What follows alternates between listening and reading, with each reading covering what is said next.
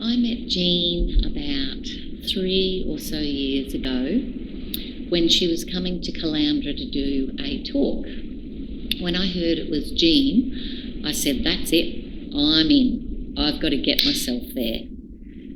You see, I had suffered from 14 years of debilitating, horrendous migraines from a car accident in which I had a brain injury, neck and spinal injuries, many broken bones, and I was just constantly told by neurologists and specialists that I had to live with it. But I knew deep inside that I didn't have to live with it, and I couldn't. I was 4 days out of 7 in bed with migraines, and I just wasn't living.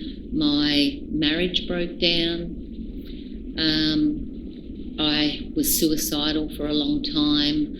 I was racked in pain. Just when I'd finish one migraine, it'd be 1 or 2 days and I'd be back in bed with another one. So I just couldn't keep going. And when I heard Jean was going to be talking in Caloundra, I went. And when I arrived, there were so many people. There were so many people that I couldn't get inside. I was actually outside. I couldn't hear anything Jean was saying, the road noise, and I was just determined that no matter what, I was going to get in there and that Jean was going to see me. So I bided my time, and it would have been about halfway or 3/4 of the way through, and 2 girls that had seats almost in the front row got up and left. So I pushed my way and just about, pushing people out of the way and knocking them over, but I didn't care because I was going to get in front of Jean at all costs. So I quickly took my spot at one of their seats, and Jean had already seen 2 people. And she said, she looked at her watch and she said, I think we might have time for a 3rd person. So I'm thinking, yes, that's me. And then she started talking again. And I thought, oh no, I'm not going to get in. And just as she paused once more and she said, okay, next minute I raced up there. I just about bowled Jean over. And Jean said, oh, whoa, is this lady keen or what? And I then told Jean what was happening for me, and she ran through what Jean does, which is, you can't really describe, but it's pretty amazing.